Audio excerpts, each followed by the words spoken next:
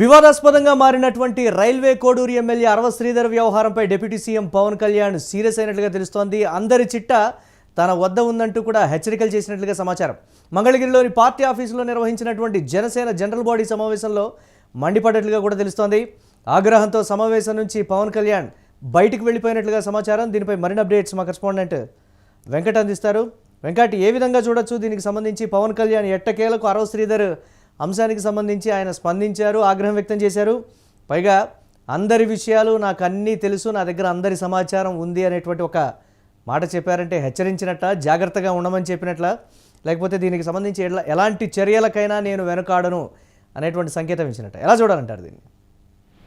మురళి, ఈ వ్యవహారం అనేది కొంత ఇటు తెలుగు రాష్ట్రాల్లో కొంత సంచలనం అయింది. అయితే ముఖ్యంగా ఏపీ ఎమ్మెల్యేల విషయంలోని గత 4-5 ఏళ్ల నుంచి కూడా ఇటువంటి పరిణామాలు చోటు చేసుకోవడం, పదే దీనికి సంబంధించి విమర్శలు రావడం చూస్తూనే ఉన్నాము. అధికారంలో ఉన్న పార్టీలకు సంబంధించిన ఎమ్మెల్యేలు ఎక్కువగా ఇటువంటి వ్యవహారాలను తలదూరుస్తున్నారు. దీనివల్ల అధినేతలు కూడా ఇబ్బంది పొందేదని పరిస్థితి. గతంలో గౌరెండ్ల మాధవ్ వ్యవహారం, అంబేద్కర్ రాంబాబు, అవంత్ శ్రీనివాస్ వ్యవహారం, అలాగే మొన్న మధ్య టీడీపీ ఎమ్మెల్యే వ్యవహారం, చిత్తూరు జిల్లాకు చెందినటువంటి టీడీపీ ఎమ్మెల్యే వ్యవహారం, ఇవన్నీ కూడా రాష్ట్ర ప్రభుత్వాలకు ప్రభుత్వ పార్టీల అధినేతలు కొంత తలనొప్పిని క్రియేట్ చేస్తున్నాయి. ప్రభుత్వ అధినేతలు ఒక వర్ష పరిపాలన విషయంలో కానీ, రాజకీయాల అంశాల్లో కానీ వాళ్ళు బిజీగా ఉన్న సమయంలో ఇటువంటి వ్యవహారాలు, వ్యక్తిగత విషయాల ద్వారా అటు పార్టీలు ప్రభుత్వాలు కష్టపెట్టిపోతున్నాయనేది స్పష్టంగా చెప్పొచ్చు.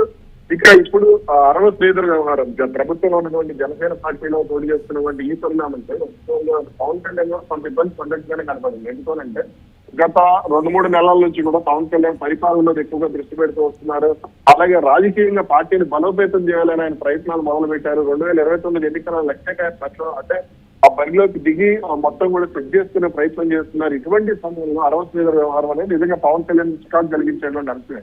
దీనితోనే తాజాగా రాష్ట్రంలో జరుగుతున్నటువంటి పరిణామాలు ఏదైతే జోగి రమేష్ వ్యవహారం కానీ, అంబేద్కర్ రాంబాబు వ్యవహారం కానీ, టీడీపీ దాడుల వ్యవహారం కానీ ఇవన్నీ ఉన్నాయో, దీని తాజాగా వీటికి సంబంధించి పవన్ కళ్యాణ్ కీలక సమావేశాలు జనసేన పార్టీ మంత్రులు, అదేవిధంగా ఎమ్మెల్యేలు, ఎంపీలకు కలిసి నిర్వహించడం జరిగింది జనసేన పార్టీ కార్యాలయం మంగళగిరిలో. ఆ సందర్భంగా అరవ శ్రీధర్ వ్యవహారం, అరవ శ్రీధర్లు కావాలని వైసీపీ టార్గెట్ చేస్తుందని, లేదా ఇలా కొన్ని కామెంట్స్ అయితే అక్కడ జనసేన పార్టీ నాయకుల నుంచి పవన్ కళ్యాణ్ విన్నారు. ఇక ఆ తర్వాత నుంచి కూడా పవన్ కళ్యాణ్ కొంత ఆగ్రహంగానే మాట్లాడారు.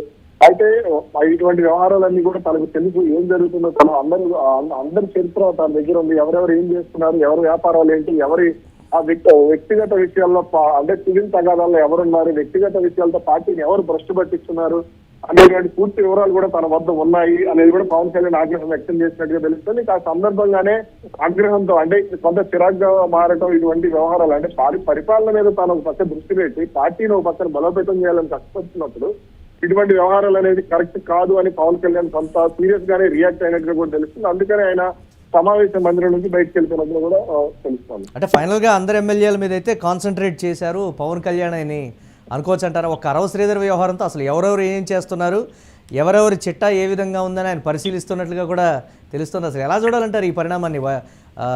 జనసేనలో దాదాపుగా 1 సంవత్సర కాలం నుంచి అధినేత పట్టించుకోవట్లేదు. పార్టీ కార్యక్రమాలకు సంబంధించి ఎవరెవరు పాల్గొంటున్నారనేది కూడా గమనించడం లేదు.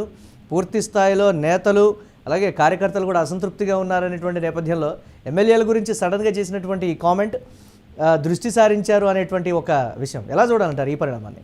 పవన్ కళ్యాణ్ పట్టించుకోకపోయినా జనసేన పార్టీ ఎమ్మెల్యేలకు మాత్రం ఏదైనా సమావేశాలు జరిగినప్పుడు, అసెంబ్లీ సమావేశాలు జరిగినప్పుడు, లేదా పార్టీ సమావేశాలు జరిగినప్పుడు వాళ్ళకి ఇవ్వాల్సినటువంటి వార్నింగ్లు అంటే ఇసుక తగాదాలు కానీ ఇట్లా ఏదైనా తలనొప్పులకు సంబంధించిన వ్యవహారాలు ఏవైతే ఉన్నాయో వీటన్నిటికి సంబంధించి వాళ్ళకి ఇవ్వాల్సిన హెచ్చరికలు కానీ, వాళ్ళకి చేయాల్సిన వార్నింగ్లు కానీ పవన్ కళ్యాణ్ చేసుకునే వచ్చారు. దీంతో జనసేన పార్టీ ఎమ్మెల్యేలు అందరూ క్రమశిక్షణలో ఉన్నారనే భ్రమలో కూడా జనసేన పార్టీ కార్యకర్తలు ఎక్కువగా ఉండడం జరిగింది. కాకపోతే ఇప్పుడు ఏదైతే పవన్ కళ్యాణ్ అంశానికి అంటే ఈ అరవ శ్రీధర్ అంశానికి సంబంధించి పవన్ కళ్యాణ్ కొంత ముందు నుంచి కూడా ఈ అంశంలో ఆయన పార్టీ నుంచి దూరం పెట్టండి, ఆ తర్వాత అంటే విచారణ జరిగిన తర్వాత పరిణామాలు చూద్దామని కూడా పవన్ కళ్యాణ్ చెప్పినట్టుగా కూడా తెలిసింది. ఇక అంటే తాను ఈ సందర్భంగా కూడా పవన్ కళ్యాణ్ కామెంట్ కూడా చేసినట్టు జనసేన పార్టీ వర్గాలు అయితే పెట్టి జరుగుతుంది. ఇటువంటి చిల్లర పనులు చేస్తే మాత్రం భవిష్యత్తులో కఠినంగా ఉంటుంది. అది ఎవరైనా సరే అంటే ఒక మాట అవినీతి వేరు, వ్యాపారాలు వేరు, అశ్లీలం వేరు అనేటువంటిది కూడా ఆయన పర్టికులర్గా చెప్పారనేది కూడా ఒకంత జోరుగా సర్క్యులేట్ అవుతోంది సోషల్ మీడియాలో. దీన్ని ఎలా చూడొచ్చు అంటారు? అవినీతికి సంబంధించి ఒక వార్నింగ్, అశ్లీలానికి సంబంధించి మరో వార్నింగ్ ఏంటి దీని మీద? రాజకీయంగా ఎన్ని పనులు చేసినప్పటికీ కూడా ప్రజల్లో ఉండడం, ప్రజల్లో లేకపోవడం, లేదంటే అవినీతి కార్యక్రమాలు ఎత్తబోలుకోవడం ఇవన్నీ కూడా సహజం. అంటే ఈ రోజుల రాజకీయాలను బట్టి చెప్పేది, అంటే ప్రజల ఆలోచన బట్టి కానీ లేదంటే ఇదంతా కూడా సహజమైనటువంటి పరిణామాలే.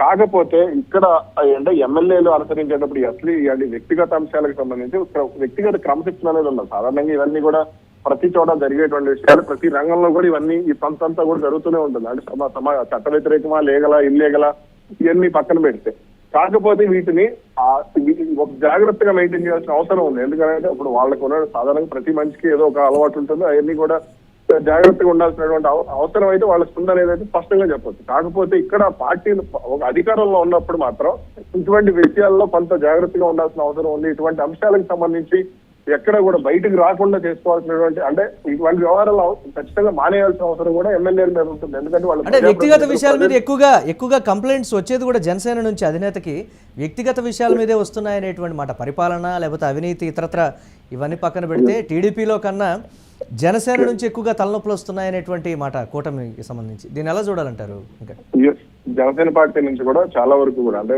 కాకినాడ ఎంపీ విషయంలో వచ్చాయి, గతంలో పిఠాపురం నియోజకవర్గంలో ఇటీవల కాలంలో కొంతమంది నాయకులు తన్నుకున్నటువంటి పరిస్థితి కూడా మనం చూస్తూ వచ్చాము. అదేవిధంగా భవిష్యత్తులో తీసుకోవాల్సినటువంటి అంశాలకు సంబంధించి కూడా పవన్ కళ్యాణ్ పలు సూచనలు చేస్తూ వచ్చారు. అయినప్పటికీ కూడా ఈ వ్యవహారాలు అనేవి ప్రతి నియోజకవర్గంలో కూడా, అటు ఉత్తరాంధ్రలో కూడా జరుగుతున్నాయి, అదేవిధంగా రాయలసీమ ప్రాంతంలో కూడా జరుగుతూనే ఉన్నాయి. అలాగే దీనికి సంబంధించి ఎప్పటికప్పుడు ఏదో ఫిర్యాదు కూడా జనసేన పార్టీ కార్యాలయానికి వస్తూనే ఉంది. పవన్ కళ్యాణ్ వాళ్ళకి వార్నింగ్లు ఇస్తూనే ఉన్నారు. అయినప్పటికీ కూడా వీళ్ళు వ్యవహార శైలిలో మాత్రం మార్పు లేదు. ఇటువంటి పనులు చేసే విషయంలో మాత్రం అంటే కనీసం సిగ్గుపడటం లేదు. ఆమె ఒక ప్రజాప్రతినిధులు, ప్రజలకు ఆదర్శంగా ఉండాల్సినటువంటి పరిస్థితుల్లో ఇటువంటి వేషాలు వేయటం అనేది కరెక్ట్ కాదు. Right, thanks for updates Venkat. So దీనికి సంబంధించి పవన్ కళ్యాణ్ పూర్తిగా సీరియస్ అయినట్లుగా కూడా తెలుస్తోంది. ఆగ్రహంతో సమావేశం నుంచి బయటకు వెళ్ళిపోయారు అని అంటే పవన్ కళ్యాణ్ దృష్టికి ఎమ్మెల్యేల అంశం చాలా వరకు వచ్చింది. అంటే అవినీతికి సంబంధించి కావచ్చు, వ్యక్తిగతంగా కావచ్చు, వ్యాపారాలకు సంబంధించి, పర్టికులర్గా ఇలాంటి అశ్లీల వ్యవహారాలకు సంబంధించి ఆయన దృష్టికి చాలా వరకు వచ్చాయనేటువంటి మాట బయటపడింది ఒక్కరిది. మిగతా వారి విషయాలు కూడా దీనికి సంబంధించి ఆయన దగ్గర పూర్తి చిట్టా ఉంది అని అంటే ఇప్పటికైనా సరే మీ తీరు మార్చుకోవాలి అనేటువంటి మాట. రైల్వే కోడూరు ఎమ్మెల్యే అరవ శ్రీధర్ వ్యవహారం మీద మాత్రం విపరీతంగా సీరియస్ అయినట్లుగా కూడా తెలుస్తుంది.